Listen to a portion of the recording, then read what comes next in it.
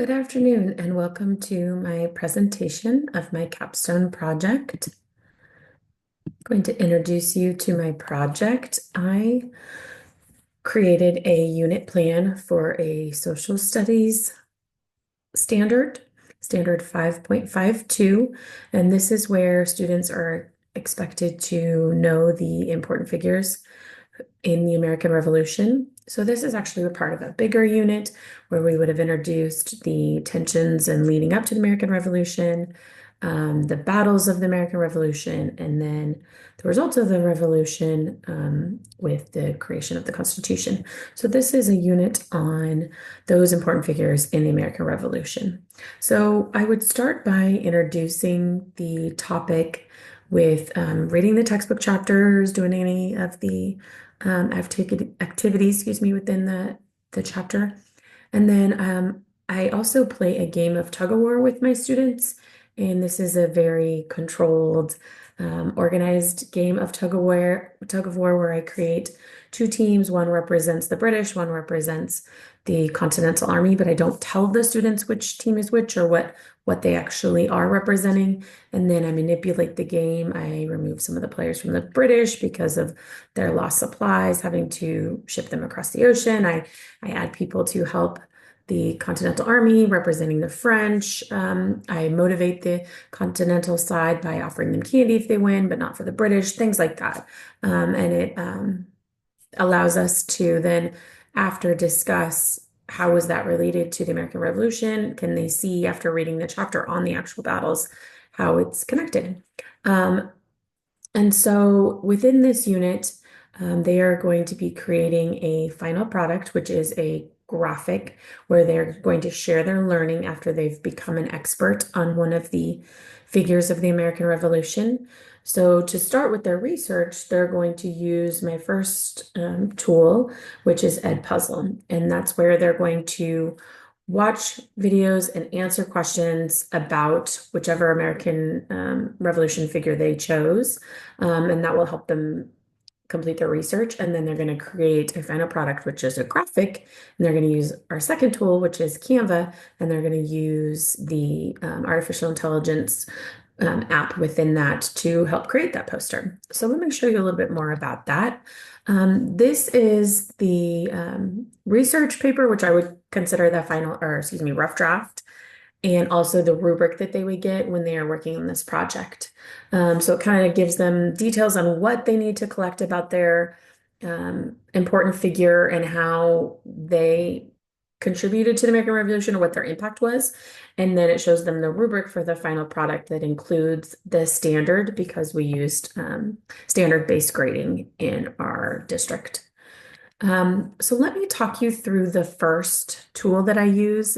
So this was a new tool to me. This is called Edpuzzle, and I'm just gonna walk you right to there. So this is Edpuzzle, and you can create a free account on Edpuzzle and create 20 videos before you have to upgrade to a larger plan. Because I am new with it, I haven't reached that point yet. They have a ton of tutorials, as you can see in the dashboard. And then the basic idea is that you either have a video that you've already made, a video that has been given to you through your curriculum, or is just a YouTube video, and you want to make it more engaging and interactive for the students. So you find a YouTube video, you can drop it into Edpuzzle, and then it will create stopping points and questions. So let me show you how you do that. So I found a video on who was Thomas Jefferson. It's only about 3.5, 4 minutes long, which is perfect for fifth graders. You really don't want it more than maybe 6, 7 minutes because they're going to tune out even when you try to engage them with the questions. So then you can just copy the link to the video and then you go over to your Edpuzzle and then you can create new. My face is blocking a little bit, but you can see there's an add new function. So then I could add new if I already have my own video or if I want to make a video. But if I just want to use a YouTube link, I put it into their search link and I just paste that in. and then it drops the video in there, and then it allows you to cut the video if it's too long or you just want to show a portion of it. If this was a video that you created, you could do a voiceover. It does not allow you to do that with YouTube because it's not your video. I'm sure they don't want you to take credit for it. And then it comes to questions, and you can have their AI or teacher assistant create the questions. You can see it says beta. That means they're still testing it out. But it can allow you to do multiple types of questions or just have them take notes on it. I'm going to have them generate questions that are multiple choice just for this example. Um, oh, they're not able to do that for you on this video, and that's okay. Sometimes it works and sometimes it doesn't. But then you can type in your own questions and then you can finish it. So, and then it will send it to the kids. Let me show you another example of my content. I created one with Benjamin Franklin, and then you can see it put the stopping points here, allowed for questions, and then you can see that the students would go through and they would ask those questions or answer those questions. And then you can also give it a report. So the other part that I need to mention before I move on to my next tool is that you can create classes within Puzzle so that you can send the videos right to them, or you can send a video link to their email, or you have a class code. There's a lot of different options. But again, this is just for the first 20 videos that you make. After that, you would have to pay for it. So you would have to weigh whether or not it was worth it to you. Right now, for this project, I can make enough videos and still not have to pay for it. So it was worth it for me to use that tool. Um, and then my second tool is Canva.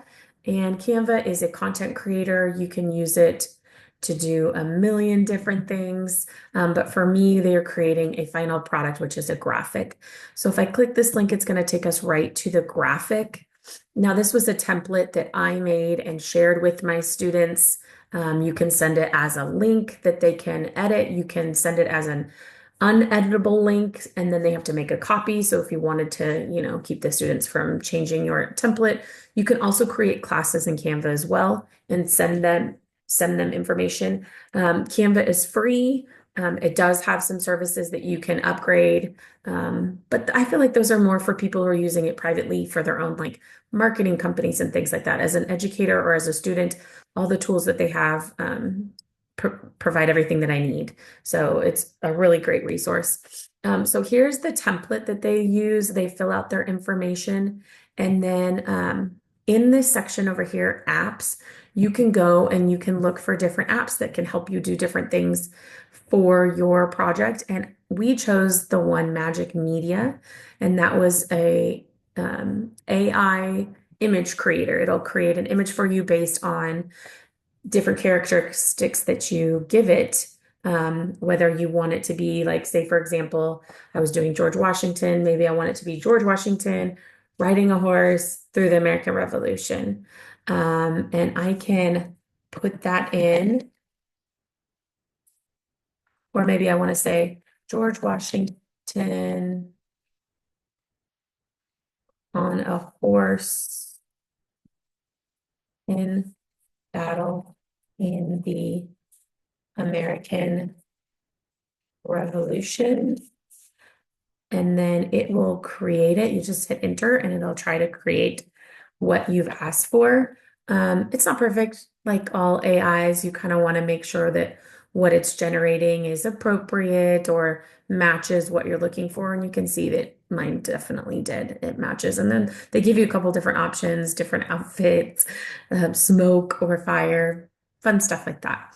And so the students can then add those into their graphic. Oopsies. Into that spot is where I would want it. And then I want them to add another picture here. So then they can generate another image, or they could crop that same one or just use one of these ones that they've already made. So here is an example of my students' work. Let me get back into the slideshow, make that a little bit easier to see.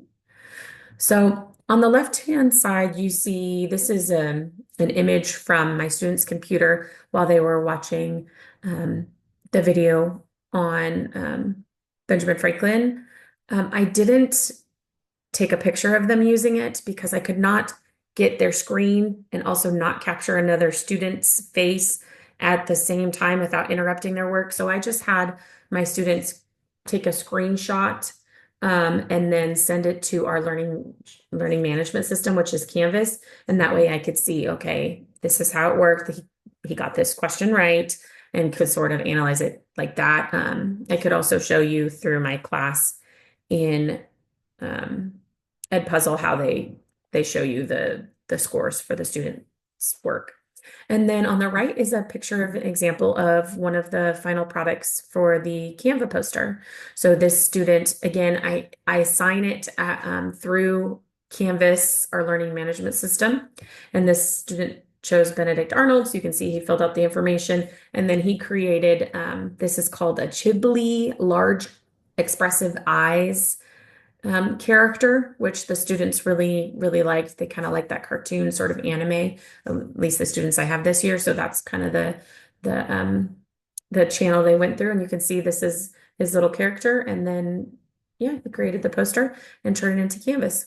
So he was able to successfully meet those requirements for the rubric. So then the students will receive feedback after I've graded the assignment that will be based on this set of standards that you can see over here on the right-hand side and whether they met the expectations. As far as limitations go for the technologies, fortunately, the students I have been using Canva for a number of years, so they have been able to be successful. It does have screen readers that you can use. It has screen magnifiers. It has things that can help the students. Edpuzzle has closed captioning that I turn on for every video just in case. But it doesn't have anything beyond that. So it would certainly be something that I would have to keep playing with to figure out, will it meet the needs of all of my students? If I have a English as a second language student, will I be able to provide them that service? Will I be able to translate the questions? Things like that I would still need to work out. But overall, I was really happy with how my students worked their way through this assignment, and I really loved their final products. As you can see here is one of the example. I think they did a great job. So thank you so much. I appreciate your time.